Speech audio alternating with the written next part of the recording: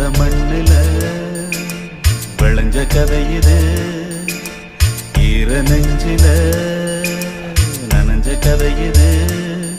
இது கதையானாலும் வெறும் கனவா போனாலும் ஒரு வரலாறுதான், வீர தாலாட்டுத்தான்.